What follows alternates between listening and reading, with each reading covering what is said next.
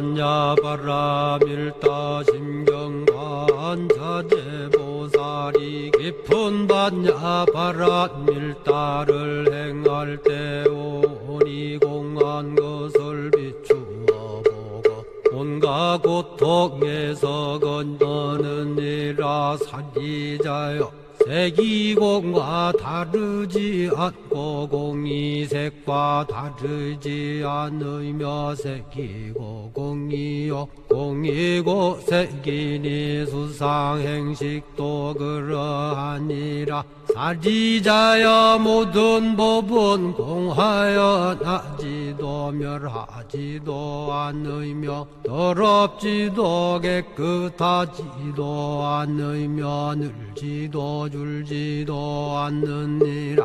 그러므로 곳 가운데는 색이 없고 수상행식도 없으며 아니비설신의도 없고 색성향 미촉법도 없으며 눈의 경계도 의식의 경계까지도 없고 무명도 무명이 다함까지도 없으며 늙고 죽음도 늙고 죽음이 다함까지도 없고 고진열도도 없으며 지혜도 듬도 없느니라. 얻을 것이 없는 까닭에 보살은 반야바라밀다를 의지함으로 마음에 걸림이 없고 걸림이 없으므로 두려움이 없어서 뒤바뀐 헛된 생각을 멀리 떠나 완전한 열반에 들어가며 삼세의 모든 부처님도 반야바라밀다를 의지함으로 세상의 깨달음을 얻느니라. 반야바라밀다는 가장 신비하고 밝은 주문이며 위 없는 주문이며 무엇과도 견줄 수 없는 주문이니 온갖 괴로움을 없애고 진실하여 허망하지 않음을 알지니라. 이제 반야바라밀다주를 말하리라. 아제 아제 바라 아제 바라 승아제 모지사바 아제 아제 바라 아제 바라 승아제 모지사바 아제 아제 바라 아제 바라 승아제 모지사바.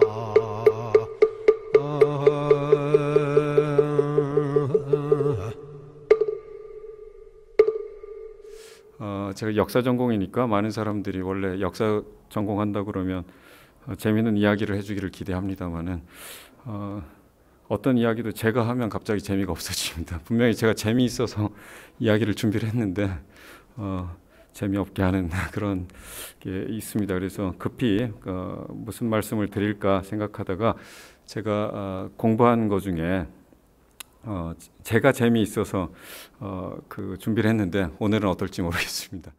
호동왕자는 다들 아실 거라고 해서 뭐 제목이라도 재미있게 그러면 좀 많이 오시지 않을까 했는데 별로 그런 것 같지 않습니다. 호동왕자와 관계된 뭐 이야기들 다 아실 텐데 그거를 그 역사적으로 제가 저는 뭐 문학 전공은 아닙니다. 아마 국문학 선생님이라면 문학으로 할 텐데 저는 역사를 뭐 물론 불교 관련 역사를 하고 있는데 제가 최근에 그 연구 주제로 삼아서 공부했던 것이 그 우리나라의 고대 즉 신라라든지 백제 시대의 국왕들 중에 보면은 굉장히 불교적 이상 군주를 하려고 하던 사람들이 있습니다. 마치 조선 시대에 뭐 세종대왕이라든지 영조나 정조 같은 분들이 유교적 이상 군주를 해서 다스리려고 하셨는데 고대에는 그게 유교가 아니고 불교적 이상 군주. 그래서 불교에는 그런 존재가 있습니다. 전륜성왕이라고 하고 그게 이제 아유광, 아쇼카라고 하는 그런 사람이 있는데 그런 사람을 모델로 해서 하는 그런 분들에 대해서 그런 분들이 과연 어떤 정치를 지향했는가 하는 것들을 좀 살펴봤습니다. 전공이니까. 다만 자료가 많지 않으니까 잘 알 수 없었는데 조금 해보니까 그분들이 이상으로 삼았던 실제 그 국왕이 있었습니다. 국왕이라기보다 황제인데요. 바로 중국의 유명한 그 양무제입니다. 아마 불교에 조금 관심 있으시면 들어보셨겠습니다만은 선종의 개창자인 달마대사가 인도에서 중국으로 오셨을 때 그때가 양나라니까 가서 양무제를 만난 유명한 일화가 있죠. 근데 양무제는 굉장히 불교를 숭상했습니다. 그래서 절도 많이 짓고 불교에 많은 뭐 시주도 하고 거의 그 양나라는 대단한 불교 국가였거든요. 그래서 그 전설에 의하면 그렇습니다. 양무제하고 달마 스님이 만났을 때 양무제가 달마 스님에게 그렇게 물어봤다고 하죠. 자기가 그동안 이렇게 불교를 위해 많이 했는데 내가 어느 정도 공덕이 있느냐 그랬더니 많은 기대를 했겠지만 뭐 다 아시겠습니다만 달마대사가 무공덕 공덕이 아무것도 없다. 그러면서 이제 그렇게 그 유의에 눈에 보이거나 또는 뭘 기대하고 하는 건 아무 의미가 없고 결국은 마음을 하는 게 진짜 공덕이다. 그래서 그게 이제 선종의 시작이라고 그래서 불교적으로 보면 사실은 별로 바람직하지 않은 그런 인물입니다만 그러나 역사적으로 보면 이 동아시아에서 굉장히 불교를 크게 번성시킨 분입니다. 실제로. 그래서 양무제는 그리고 그 유의공덕 이렇게 무슨 절이나 짓고 물질적으로만 한 것처럼 그 전설에선 이야기 됩니다만은 실제 역사상에서 보면 물론 이제 한계는 있었겠습니다만 대단한 그 불교 신앙심뿐만 아니라 그래서 본인 스스로가 불교 수행, 불교 교학도 굉장히 열심히 하고요. 불교 수행도 하고 그래서 그 자기 왕궁 바로 옆에다 큰 절을 지어가지고 왔다 갔다 하면서 그러니까 왕궁의 북쪽문하고 절이 붙어 있었습니다. 그래서 왕궁 업무를 보고 퇴근을 절로 하셔가지고 절에서 옷을 갈아입습니다. 승복으로 갈아입고 본인은 승려하고 싶으셨는데 그러나 이제 황제이기 때문에 못하니까 그래서 사실은 그분은 황제가 된 뒤로 일제 육식도 안 하고요. 그 다음에 부부관계도 안 하고 그러니까 승려처럼 생활을 하신 겁니다. 그리고 공부도 많이 하고 그래서 때때로 사람들을 모아가지고 설법도 하고 또 그 설법한 걸 책으로 지키도 하고 그런 분이었습니다. 그래서 그런 백제나 신라의 그 분들도 그런 양무제를 모델로 삼아서 이렇게 한 것들을 좀 봤습니다. 그래서 그러니까 백제의 성왕이라든지 또는 뭐 법왕이라든지 신라의 진흥왕이라든지 이런 분들도 양무제를 모델로 했는데 그래서 좀 더 나가서 그럼 양무제는 누구를 모델로 했는가 이런 게 좀 궁금해졌습니다. 그래서 자료들을 찾아보다가 자료들을 보다 보니까 그분들이 봤음직한 그러니까 불교적 이상군주에 대해서 이야기되고 있는 불경 자료들을 읽게 됐습니다. 그래서 그게 이제 아유광경이라든지 아유광전 이런 그러니까 아유광의 일대기를 쭉 하는 건데 그런데 보다 보니까 더 딱 들어맞는다고 할까 하는 그 경전을 짧은 경전이지만 보게 됐습니다. 근데 그 경전의 내용을 읽다 보니까 갑자기 호동왕자가 생각이 난 겁니다. 그 경전의 내용 중에 호동왕자를 연상시키는 내용이 있었습니다. 그래서 호동왕자가 그래서 호동왕자였겠구나 하는 생각을 하게 됐습니다. 그동안은 뭐 그냥 옛날 이야기로만 알고 있었습니다만은 그래서 호동왕자가 그렇구나. 그럼 호동왕자가 사실은 불교적인 그런 거구나 하는 걸 알게 돼서 저는 흥미롭게 그래서 오늘 마침 그런 기회가 있어서 그 말씀을 좀 드려보려고 합니다. 뭐 다 아시겠습니다만은 왕자호동 이야기를 한번 같이 보면 이건 삼국사기에 나오는 이야기입니다. 삼국사기에 고구려 3대 왕이 대무신왕의 아들이거든요. 그래서 왕자호동의 이야기는 크게 두 가지가 되어 있습니다. 하나는 첫 번째 이야기인데요. 이 왕자호동이 옥저라는 지역에 놀러 갔다. 옥저는 지금의 동해안 지역입니다. 그러니까 강원도 북쪽, 뭐 이쪽 또는 함경도 남쪽에 동해안 지역에 놀러 갔을 때 그 지역에 또 낭랑의 왕이 왔다가 보고는 당신 굉장히 훌륭한 사람이니까 우리나라로 가자. 그래서 자기 나라로 가서 그때는 이제 낭랑 왕이니까 낭랑국이라고 되어 있죠. 근데 낭랑국에 가서 자기 딸과 혼인을 시켰습니다. 훌륭한 능력이 있어 보이니까 그래가지고 결혼을 했는데 뭐 그 잘 아시는 거죠. 그 다음에 호동이 이제 결혼한 다음에 자기 나라 그러니까 고구려로 돌아가가지고 부인한테 편지를 썼어요. 뭐냐면 그러니까 낙랑국은 그 고구려가 늘 호시탐탐 노렸지만 공격을 못하는 게 잘하는 자명고가 있었잖아요. 왜 쳐들어오면 북이 저절로 막 울려서 대비를 하니까 안 된다 그러니까 호동이 편지 보내기를 나하고 정말 부부가 되려면은 그런 자명고 여기 우린 자명고만 알고 있습니다. 기록에 보면 나팔도 있었다 그래요. 그러니까 북도 치고 나팔도 불고 그걸 없애라. 그러면 내가 정식 부인으로 맞이하겠다. 그랬더니 남편을 사랑한 부인이 잘 아시는 것처럼 다 부숴가지고 그래서 망했죠. 그 부인이 칼을 가지고 가서 다 북하고 나팔을 쪼개고 알리니까 호동이 이제 부왕에게 아버지한테 말해서 낙랑을 습격해서 낙랑이 망했습니다. 그랬더니 이제 당연히 낙랑 왕은 자기 딸을 죽이고 이게 너 때문에 나라가 망했다. 이게 사실 해피엔딩은 아니고 새드 엔딩입니다. 그래서 항복을 했다. 이런 이야기가 이게 아마 호동 왕자에 대해 잘 아실 겁니다. 그런데 사실은 또 한 가지 이야기가 있습니다. 뭐냐면 그 얼마 뒤에 같은 해입니다. 호동이 자결을 했다. 그 사실은 나라에 공을 세웠는데 얼핏 보면 후계자가 되어야 되지만 이 사람 불행하게 죽었습니다. 왜 죽었냐면 호동은 원래 그 왕의 둘째 왕비의 그 아들입니다.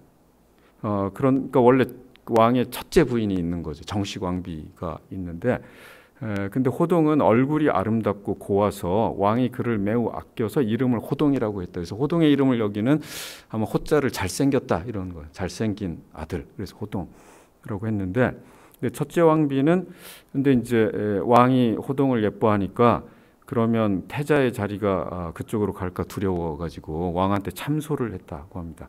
호동이 나를 예로서 대하지 않는데 나한테 아마 음란한 짓을 하려는 것 같다. 이런 무고를 했다. 그러니까 왕이 안 믿었죠. 그런 일이 어떻게 있겠느냐라고 했더니 왕비가 이제 왕이 자신을 안 믿으면 오히려 자기가 해를 당할까 두려워가지고 막 눈물을 흘리면서 그 한번 봐라. 정말로 나는 거짓말이 아니다. 이렇게 하니까 왕이 왕비를 믿고 이제 호동을 좀 처벌을 하려고 했습니다. 그러니까 다른 사람들이 호동한테 너 해명을 해라. 왜 벌을 받으려고 하느냐. 그런데 호동은 내가 만일 해명하면 그 어머니 첫째 부인의 잘못을 남한테 드러내서 왕을 근심하게 하는 거니까 효도가 아니다. 그리고는 자살을 했다. 이런 얘기가 있습니다. 뭐 둘째 얘기는 잘 유명하진 않고 별로 낭만적이지 않으니까 첫 번째 얘기는. 그런데 사실은 제가 주목한 거는 두 번째 이야기입니다. 왜냐하면 보신 것처럼 호동왕자 이야기는 크게 두 가지로 되어 있습니다. 하나는 낙랑공주와의 그런 이야기, 우리가 잘 아는. 두 번째는 왕의 부인의 모함을 받아서 죽었다고 되어 있는데요. 사실은 재미있는 건 첫 번째 이야기도 최근에 그 비교문학을 하시는 분들에 의해서 많이 알려졌는데 이것하고 거의 똑같은 이야기가 중앙아시아 지역에 있습니다.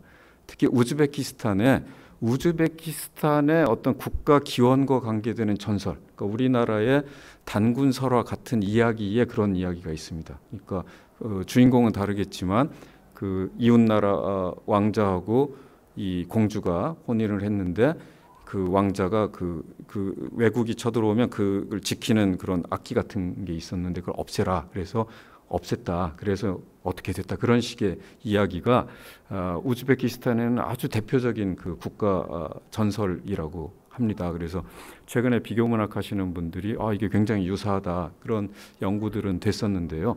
근데 저는 두 번째 이야기를 아까 말씀드린 것처럼 불경을 읽다가 좀 흡사한 거를 발견을 했습니다. 어떤 불경인가 하면 법익 왕자 이야기라고 하는 건데요. 여기 왕자 이름이 법익입니다.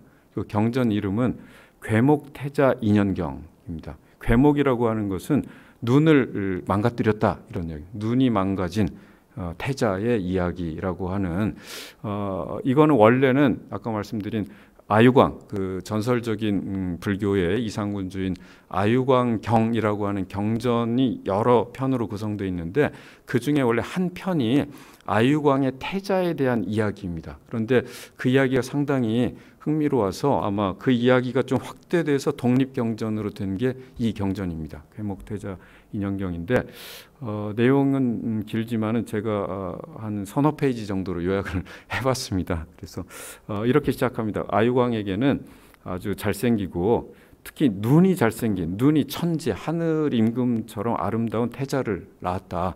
그래서 이름을 법익이라고 했다. 근데 이제 아유광전에는 한자 번역은 조금 다릅니다. 거기에는 이제 늘어날 증자를 써서 법증. 근데 결국 같은 얘기겠죠. 법이 이렇게 많아지는 그런 왕이다. 그리고 별명이 천안, 그러니까 하늘의 눈을 가졌다. 그러니까 천재의 눈과 같은데, 그런데 거기 또 설명을 뭐라고 하냐면 아마 인도나 이런 데에 상상의 동물이겠지만은 구나라라고 하는 새가 있는데 이 새의 눈이 굉장히 아름답다고 합니다. 근데 눈이 똑같이 생겨서 별명은 구나라라고 불렀다고 합니다. 그래서 어떤 데는 구나라 태자 이렇게 나오기도 하는데요. 근데 그 다음 이야기 그겁니다. 왕의 제1부인이 정용 부인, 얼굴이 굉장히 예뻤던 것 같습니다. 그 부인이 이 왕자가 너무 잘생겨가지고 유혹을 합니다. 그런데 왕자가 거절을 하죠. 그렇지만은 부인이 그의 원한을 품고 저 눈을 내가 뽑아버려야 되겠다. 내가 저 눈에 반해가지고 그랬는데 나를 거절했으니까 눈을 뽑아버려야 되겠다. 그런데 마침 그때 대신인 야사라고 하는 사람도 이 왕자에게 수모를 당했습니다. 왜냐하면 이 야사가 제대로 일을 안 하고 그러니까 이제 왕자가 나무를 했거든요. 그랬더니 야사가 원한을 품어서 이제 두 사람이 서로 뭔가 결탁을 하게 됩니다. 그런데 그때에 이 나한, 이 아라한이죠. 이제 깨달음을 얻은 그때 그 나라에 아주 훌륭한 스님이 한 분 계셨는데 알았어요. 이 태자가 나중에 재난을 당할 것이다 하는 걸 미리 알고 와가지고 왕자한테 이 불교의 무상의 가르침을 설하고 너는 눈이 잘생겼지만 진짜 하늘의 눈을 추구하라. 현실의 눈이 아니라.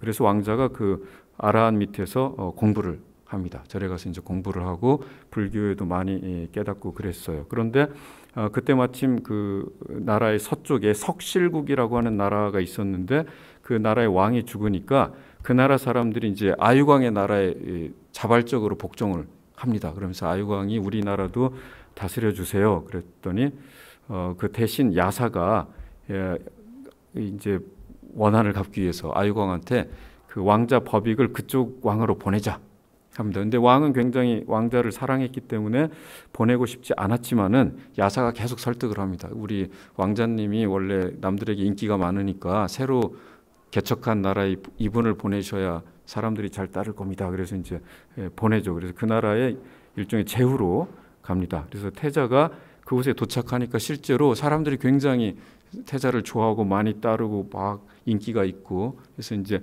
법익 이름이 법익이니까 법익 왕이고 또 이분은 이제 불교의 가르침대로 나라를 다스립니다. 빈민구제도 하고 또 이 팔관제법 그러니까 그런 계율을 잘 지키게 하고 그렇습니다. 그래서 아유광이 이제 아들이 잘 다스리는지 가서 보고 와라 사람을 보냈더니 가서 보니까 그 나라는 이 법익 왕이 진짜 정법으로 불교의 가르침대로 통치를 해서 아주 잘 되고 그 나라가 거의 하늘나라처럼 되고 왕자는 그 천왕처럼 정말 훌륭하시다 이렇게 극찬을 합니다. 그래서 왕이 너무 좋아가지고 내 아들이 너무 잘 다스린다 그래서 자기가 다스리는 나라 그 이제 연부제라고 거의 뭐 지금식으로 하면 유라시아 대륙을 아유광이 다 다스리고 있었는데 그 중에 절반은 떼서 내 아들에게 줘야 되겠다. 동쪽 절반을 다 주려고 했습니다. 그러니까 이 얘기를 들으니까 그 왕비나 대신은 굉장히 불안을 느꼈어요. 그래서 빨리 뭔가 해야 되겠다. 그래서 왕을 속입니다.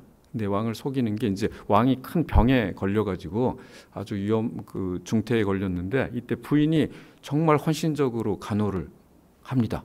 간호를 그러니까 그 여러 약을 써도 안 들었는데 부인이 곳곳에 다니면서 나을 수 있는 약을 묻고 물어가지고 알아내가지고 왕을 이제 그 치료는 하는데 치료하는 과정 중에 왕이 좀 그 약의 그 영향 때문에 혼수 상태에 빠지게 됩니다. 그러니까 그 기회로 이제 왕명을 위조합니다. 그리고 왕명에는 이제 왕이 사인이나 이런 게 있어야 되는데 그게 이제 왕이 늘 가지고 있는 거니까 평소에는 어떻게 할 수 없는데 그 혼수 상태에 빠진 틈을 타서 그걸 가지고 왕명을 위조해서 그 석실국의 사람을 보내서 법익을 퇴위시키고 법익의 눈을 뽑아내라 이렇게 왕명을 내립니다. 근데 이제 그 나라 사람들은 이 법익을 굉장히 따랐기 때문에 그걸 다 거절하는데 못하겠다. 우리는 그럴 수 없다.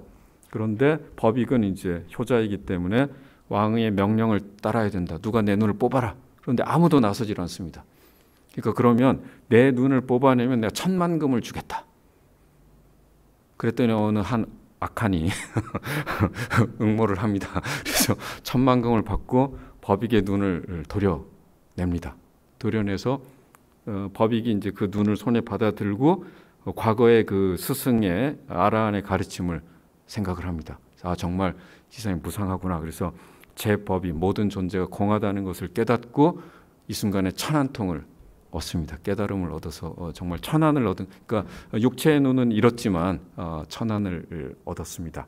그래서 법익은 이제 결국 왕위에 있을 수 없으니까 물러나가지고 부인하고 한 명의 시종만 거느리고 이 악기를 연주하면서 이렇게 쭉 걸식하면서 떠돌아 다녀서 이제 마침내 아버지의 궁예까지 오게 됩니다. 그러니까 이제 사람들이 다 보면서 누가 봐도 법익이 불쌍하니까 아유광을 다 비난하죠. 이건 당신 죄가 없는데 이랬다. 그렇지만 법익은 아버지를 옹호하면서 하다가 이제 왕궁 근처 마국간 내에 머무르게 됩니다. 근데 거기서 이제 그 악기의 연주를 하니까 아버지가 이제 아들을 굉장히 사랑했기 때문에, 근데 아버지는 지금 그런 일이 있는 줄을 몰랐어요.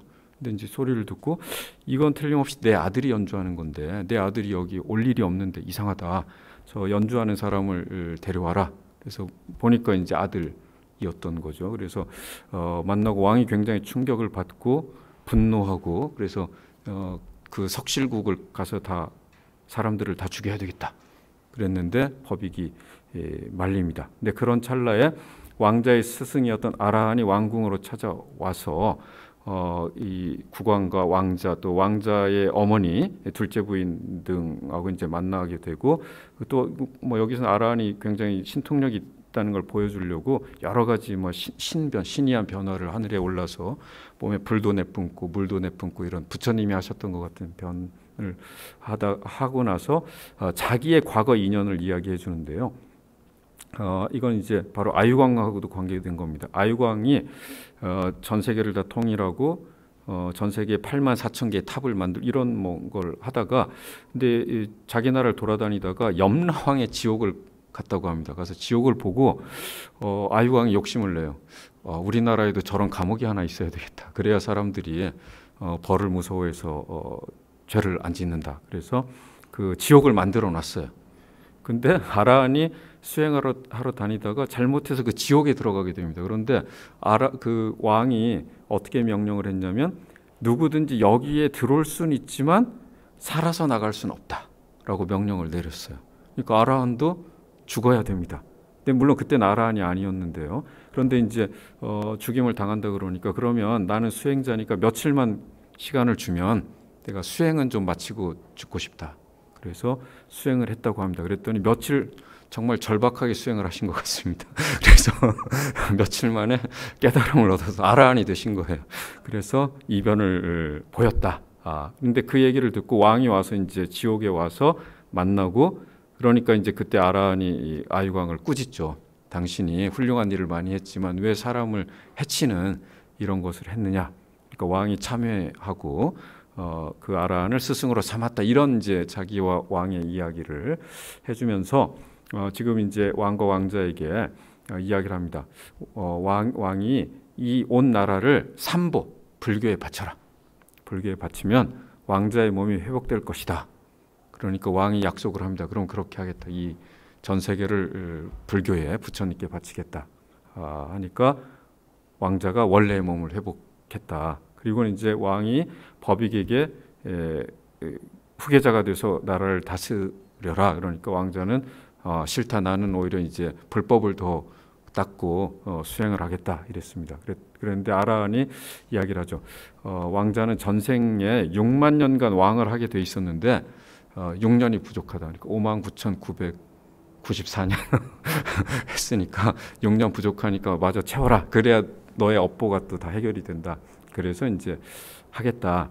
그러니까 그때 사람들이 아라한테 그런 왕자의 전생이 왜 왕자가 이번 생에 이런 일을 겪었느냐 이렇게 물어봅니다. 그러니까 왕자는 전생에 많은 부처님한테 공양을 드려서 복을 굉장히 많이 쌓았고 그래서 이제 아름답게 태어나기도 하고 왕도 되고 왕자도 됐는데 다만 한때 군함불 시대에 그 장자의 아들로 태어났는데 그때 자기 집에 그 걸식을 온 아라한이 있었는데 그 아라한에게 시주를 하지 않고 꾸짖고 오히려 이제 자꾸 귀찮게 하면 눈을 뽑아 쫓아버리겠다라고 이제 협박을 했다. 그래서 그 결과 많은 공덕을 쌓고 수행해서 아름다운 눈을 갖게 됐지만 그런 덕이 있는 아라한을 꾸짖었기 때문에 자기 말대로 눈이 뽑히게 됐다라고 아라한이 이야기를 했다고 합니다. 그래서 이제 법익은 왕이 돼서 6년간 다스리고 이제 나와서 출가해서 승려가 돼서 아라한의 문화에서 공부를 하고 이제 나중에 본인도 아라한이 됐다 이렇게 돼 있고요. 한편으로 아유광은 이제 자기 명령을 위조한 사람을 찾아라. 그때 찾아보니까 왕비와 대신입니다. 그래서 이들을 이제 지옥 감옥에 보내서 지옥 감옥을 이용했다 이렇게 돼 있고요. 그러면서 아라한이 다시 그 두 사람 부인 그러니까 왕비하고 대신의 인연도 이야기를 해주는데 한편으로 법익이 부자로 있을 때 구걸하러 온 좀 나이 든 어머니가 아이를 안고 와서 했는데 그때 그 사람들에게 또 시주를 동량을 주지 않고 흙을 눈에 뿌렸기 때문에 그들의 원한 때문에 네가 당한 거다. 그래서 사람들이 그 이야기를 이제 또 듣고 깨달았다. 뭐 이런 이야기가 있습니다. 그래서 뭐 괴목태자 인연경 이야기를 했습니다만은 제가 이 경전을 읽고 아까 말씀드린 것처럼 이거는 호동하고 좀 통하는 게 아닌가. 그러니까 호동 이야기는 굉장히 간단하게 아까 돼 있었습니다. 아까 다시 한번 보시면 왕자 호동이 이제 호동은 둘째 왕비 아들인데 첫째 왕비가 그 호동을 참소하는 내용이 호동이 나에게 음란한 짓을 하려고 했다라는 참소를 하고 왕이 듣지 않았지만은 결국은 이제 호동이 그 왕을 위해서 자기가 죽었다 이런 이야기가 있는데 그래서 저는 보면서 잘 보면 이게 좀 이렇게 비슷한 내용이 있지 않나 싶습니다. 왕자 법익은 이제 전생의 공덕으로 아름다운 눈을 가지고 태어났다. 그래서 그 아름다운 그런데 그 아름다운 특징이 바로 눈이 아름다웠거든요. 그래서 호동이라는 이름도 우리 삼국사기에는 그냥 아이동자를 써서 호동인데 사실은 저 아이동자 옆에 눈목을 붙이면 바로 눈동자란 뜻의 동이 됩니다. 근데 사실은 원래 이름이 이거였겠구나. 사실 호동이란 그 이름을 제가 듣고 별로 그렇게 납득되지 않았는데 저걸 호동이라고 하면은 딱 맞는 것 같습니다. 눈동자가 예쁜 아이. 그래서 호동이라고 하지 않았겠는가. 그래서 또 전생의 과보로 아름다운 눈을 잃게 됐다. 또 이제 첫 번째 왕비하고의 그런 일종의 치정의 뭐 사연 이런 건데 그것이 이제 호동에게도 나오기 때문에 그래서 거기에는 잘 드러나지 않았지만 아마도 제 생각에는 이런 괴목태자 인연경 같은 이야기가 이렇게 전해졌고 그 이야기가 이제 쭉 사람들이 하다가 그것이 단순화되면서 거기서 불교적인 내용이라든지 인연담 같은 것들은 빠지고 재정리된 게 삼국사기의 호동의 이야기가 아닐까 생각을 해봤고요. 그러면 그런 이야기가 왜 그렇게 유행했을까 생각하면 바로 제가 서두에 말씀드린 당시에 삼국시대라든지 이럴 때는 이 불교를 받아들인 게 사실은 국왕, 귀족 이런 사람들입니다. 그런데 우리 역사학계에서 보통 설명할 때 그거를 국왕의 왕권을 강화하기 위해서 또는 귀족들이 자기들의 신분을 정당화하기 위해서 그 업보서를 가지고 우리가 전생에 착한 일을 했으니까 왕이 됐다, 귀족이 됐다 이런 식으로만 해석하는데 제가 그쪽 공부를 한 이유도 보면 사실 그래서 우리가 그냥 이해할 때는 왕이나 귀족들이 굉장히 어떻게 보면 세속적인 권력이나 지위를 누리면서 그거를 종교를 가지고 그냥 정당화하는 수식하는 이런 것으로 생각하기가 쉽습니다. 그건 아마도 항상 우리가 뭘 이해할 때는 현재 우리들이 살아가는 모습을 가지고 이렇게 옛날에도 그랬을 거라고 생각하기 때문에 그런 것 같습니다. 그래서 아마 우리들의 눈에 비친 지금 정치인이라든지 재벌이라든지 하는 사람들을 보면 그분들도 교회도 열심히 나가고 절에도 열심히 가고, 그렇죠. 부처님 오신 날 행사에도 모든 정치인들이 다 와서 부처님께 절도 하고, 대통령 후보 되면 선거할 때 절에도 가고 교회도 가고 뭐 열심히 합니다만은, 그러나 우리들이 보면서 사실 별로 신뢰하지 않는 것 같습니다. 저 사람이 겉으론 저렇게 하지만 속으론 저거 그냥 이용하는 거겠지. 아마 그렇게 생각을 하니까 과거의 사람들도 그랬다고 생각을 하는 것 같은데, 실제로 보면 아까 서두에 양무제 얘기를 했습니다마는 과거의 불교의 이상군주를 지향했던 왕이라든지 귀족들은 정말 투철하게 그 수행도 하고 공부도 하고, 그래서 그 시절에 고대 동아시아에서 왕이나 귀족이라면, 특히 당시에 이제 불교를 숭상한 시대라든지 나라 같으면 불교 경전에 대해서 정말 아주 해박하고 자기들이 그것에 대해 강의할 수 있을 정도 되어야 왕으로서의 어떤 권위가 섰습니다. 귀족들도 마찬가지입니다. 귀족들도 그런 경전을 열심히 연구하고 그들의 사교 모임에서 얘기하는 주제가 바로 불교 철학인 겁니다. 그래서 그런 것들을 이야기해야 되기 때문에 열심히 공부를 했습니다.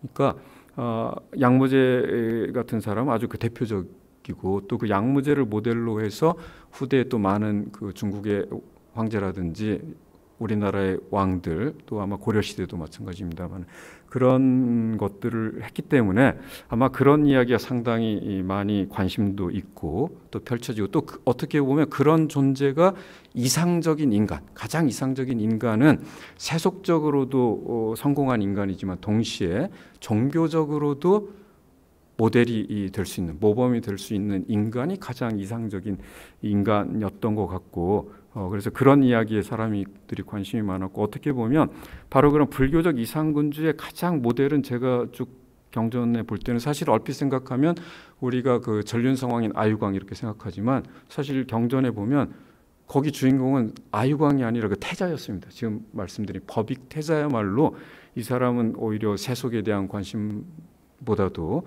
어떤 출가에 대한 관심, 그래서 나중에는 이제 왕위도 아들에게 물려주고 나갑니다만, 또 아유광도 오히려 자기보다도 아들이 더 훨씬 훌륭한 왕이라고 생각을 했고, 어떻게 보면 아유광도 불교를 굉장히 숭상했지만 아유광은 불교를 보호한 왕, 이런 성격이 강하고요.